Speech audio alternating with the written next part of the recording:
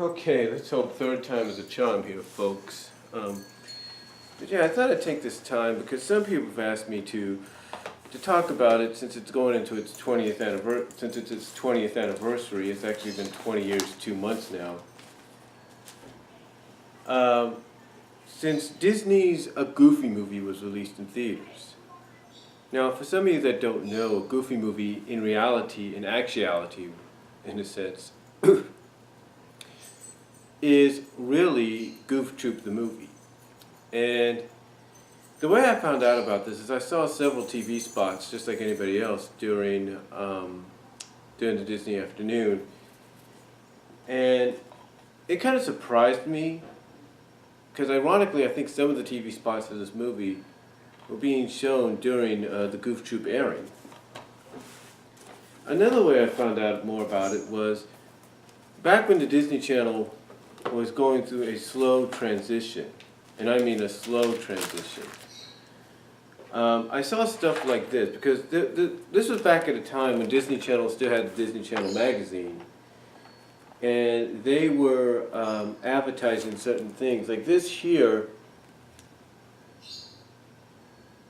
was an advertisement for the making of a Goofy movie on the Disney Channel.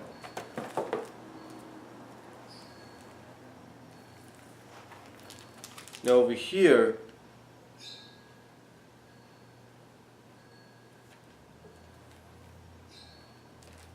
we have more of it. It even tells you the day that it came out. Sunday, April 2nd, I think it was 1995, that the making of premiered.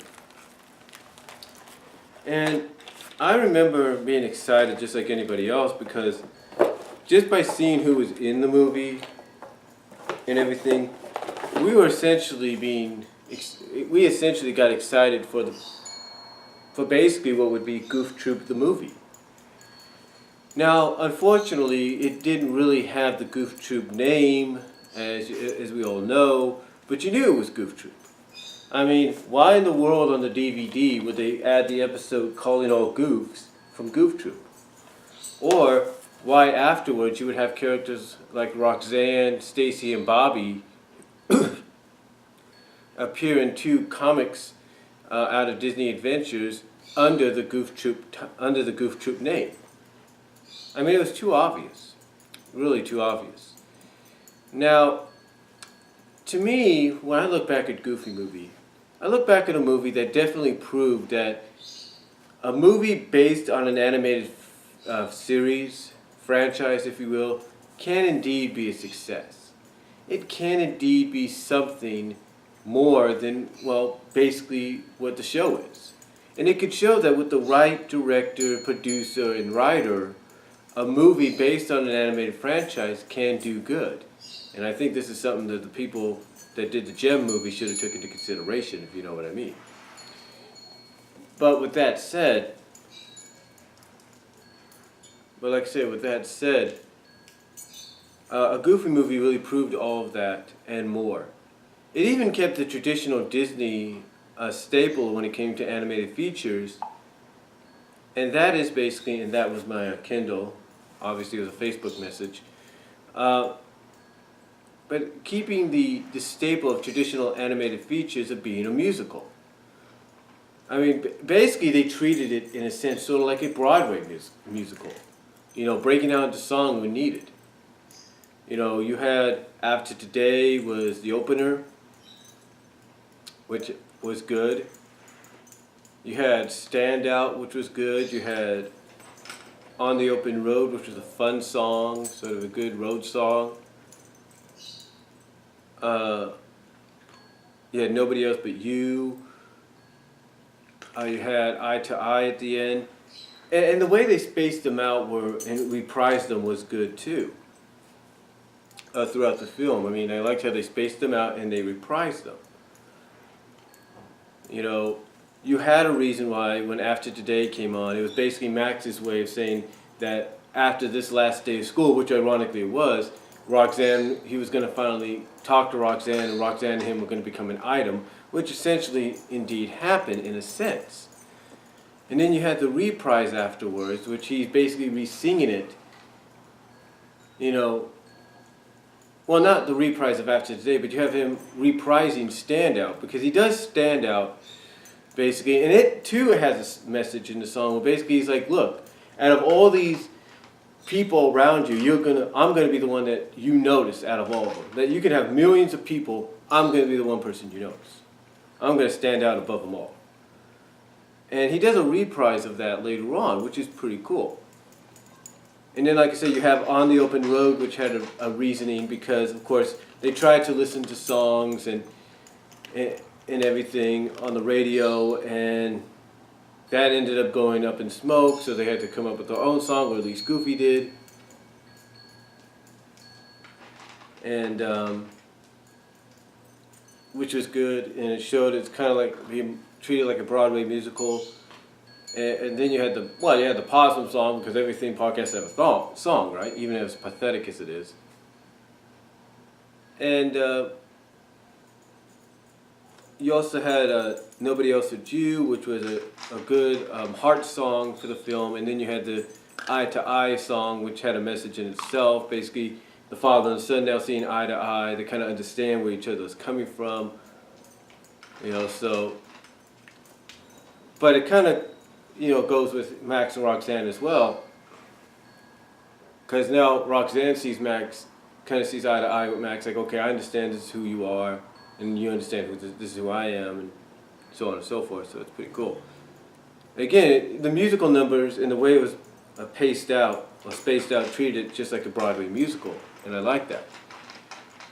To me, when I watched the movie, there are certain scenarios in the film that you know that Goofy still looks at Max as his little boy, as his baby boy, as this little child that he's not 15, he's not going to be 16, he's not going to be a sophomore. He's still a little 5, 6-year-old, 4-year-old kid, 4 to 5-year-old kid. That's all he is. He's basically the Max that we see in the Prelude Christmas short. In Mickey's Once Upon a Christmas. He's that Max. He's not the Max that we now see. He's not the Max that wants to be on his own. And you kind of get ideas about that. Like, when Max is asking him, okay, where are you taking me? Where are we going? And Goofy's saying it's a surprise, and then he squints his eyes a little bit when he looks at Max, like he's taking him someplace pretty special. And I'm no parental psychiatrist or anything, but to me, I'm no therapist or psychiatrist, but when I see that scene where he's squinting his eyes and he's telling Max, well, I'm taking you someplace pretty special, it's almost like he's reimagining, he's trying to reimagine Max as still being small, still being a baby. Like, if they would have added the scene where he's looking at Max from that perspective, instead of seeing teenage Max, you see little Max, sort of like little with a rattle or something like that, or a pacifier or something like that. And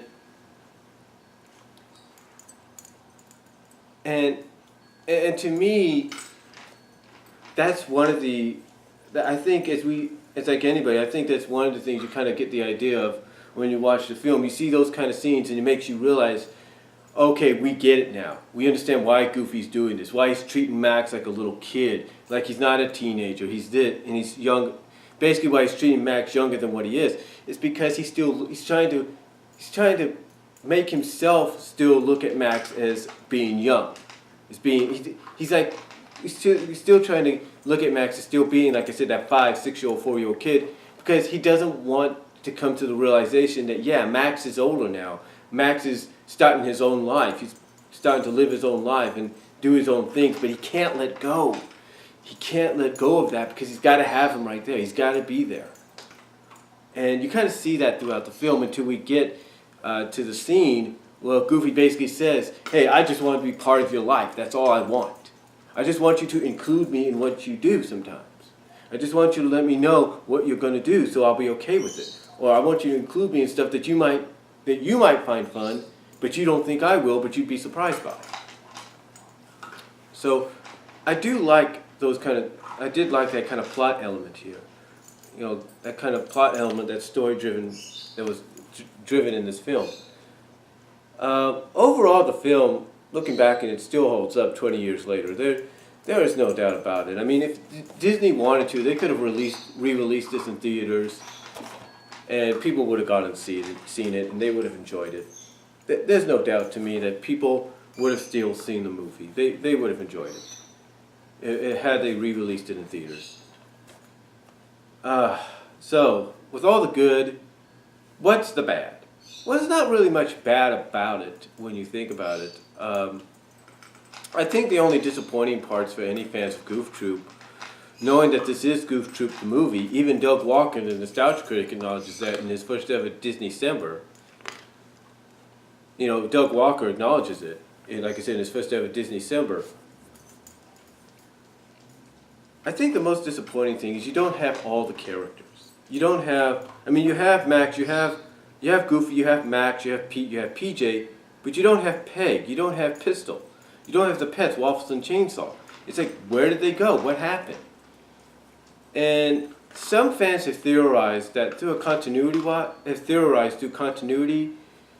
that Peg and Pete may have divorced because maybe Peg got sick and tired of Pete's antics or something, we don't know, and they kind of had like a joint custody deal with both PJ and Pistol, and it's kind of like in real life, like one weekend PJ will be with Peg, and then the next week, then, you know, for the rest of the week he'll be with Pete, and then the weekend he'll be with Peg or something like that, and then vice versa with Pistol.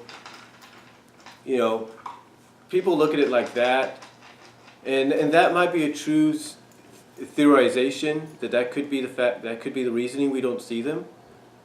But I think another reason as well, besides that, is the fact that because we had the introduction of 3 new characters, one being the best friend of Max and PJ, which was Bobby, voiced by Pauly Shore, and also we had the introduction of 2 new female characters in Roxanne, voiced by Kelly Martin, and Stacy, voiced by Jenna Von Oy.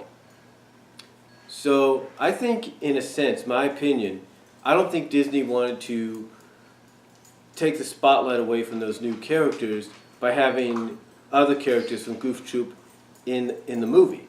I don't think they wanted to do that. But I also think, and again, in my opinion, I also think another reason was due to the fact that they didn't want to make it too similar to what a Goofy movie was. Not Goofy movie, they didn't want to make it too similar to Goof Troop. They didn't want to take the chance that if they made it too similar to Goof Troop, even with the Goofy movie title in it, that critics would pan it and slam it like they did DuckTales. Even if the Goofy movie title was there, critics would still look at it as being Goof Troop. That there'd be nothing more than a near 80-minute Goof Troop episode that you could have easily split into 3 or 4 parts on television, or made as a direct-to-video movie or a direct-to-television movie. You know, and they didn't want to take that chance. So I think that's why you don't see Peg, you don't see Pistol, you don't see the animals. Basically, you don't see the full-on Goof Troop main cast because they didn't want to take that chance of it being very similar to Goof Troop, even though it is Goof Troop.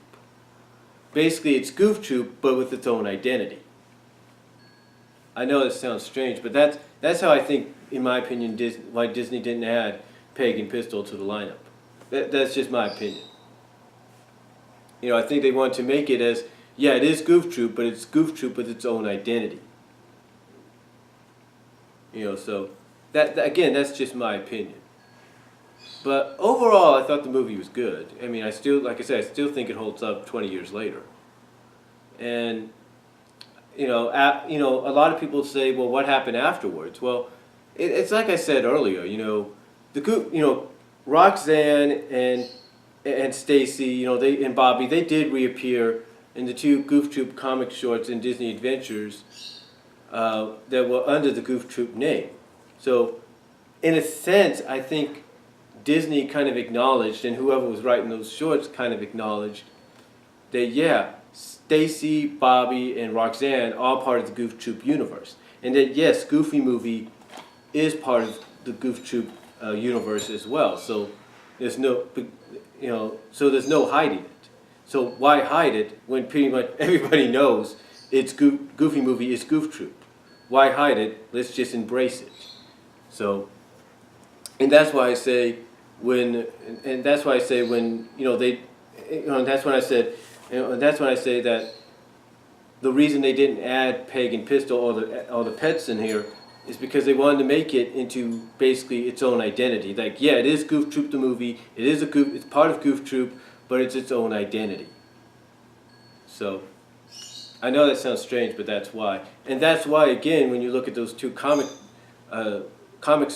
stories in Disney Adventures, why they're under the Goof Troop name. I know it sounds kind of strange, but it's the truth, in my opinion. Now, of course, those comic strips wouldn't be the last time we see Roxanne.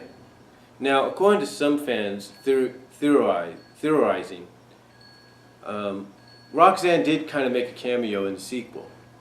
Now, a lot of fans pretty much assume, and even the people that Play Fur Cinema, even acknowledge this, that there's a theory going around that, like I said, Roxanne made a cameo in an extremely goofy movie as the girl that saw Max skateboarding along the college campus for the first time, saying she couldn't keep her eyes off him.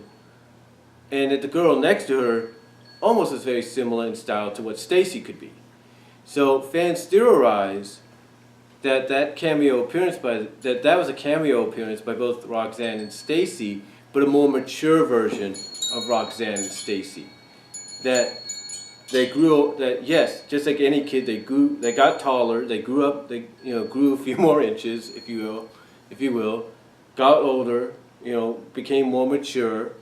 A lot of the puberty that all teenagers go through has gone away, and basically they've grown into these young women, young mature women, and thus, the reason for the possible cameo appearance in that one scene in an extremely goofy movie, that maybe Roxanne cut her hair and, well, there you go. So again, that's just a theory by fans. That's just a theory. Now, Roxanne did make one last on-screen appearance in the House of Mouse episode, Max's Embarrassing Date. And unfortunately, she wasn't voiced by Kelly Martin here. She was voiced by Greg DeLise. Now, Greg DeLise, who many know as the voice of Daphne in the Scooby-Doo franchise, whether it be the shows or the movies, she is the voice of Daphne. So basically Greg DeLise, voiced Roxanne in this episode. Now, it was a good episode. I mean, I'll tell you this, when I first saw it, and I heard Max mention Roxanne's name, my first reaction was like, did he just say Roxanne? As in Roxanne from Goofy Movie? I was like, all right, finally, we're going to see her again. And I think in a sense, when this episode aired, it was Disney's way of saying, okay, we apologize for not having her in the sequel. We apologize for not bringing her back in, but here she is now. And like anybody, I was hoping she was going to stick around afterwards, maybe get a job as a waitress or something at the House of Mouse, but unfortunately that didn't happen. Although some of us could reimagine through fan fiction and everything her being on the House of Mouse staff as a waitress or something like that. Or a hostess in training. Who knows? But unfortunately that was the last on-screen appearance. Now, a lot of people are not too particularly fond of her replacement, Mona. But the way I look at it is like this. You could still love somebody, but if you're far away, the relationship's not going to work too well. I mean, let's say Roxanne's going to college in another state and Max is in another state going to college. It's not going to really work well, and you're going to end up probably having to just become friends and meet other people, and that's probably what happened, but it's not to say that they couldn't get back together. It's not to say that they couldn't get back together, and unfortunately that never happened. Now, I don't know if it's true or not, but I do think I've heard that there was a third Goofy movie being made. We don't know what that would have been. There's theories, there's rumors, talks that the third Goofy movie would have been maybe Max and Roxanne getting married or something. So I can't really say. I mean, I know these shorts that they had. I know that the CGI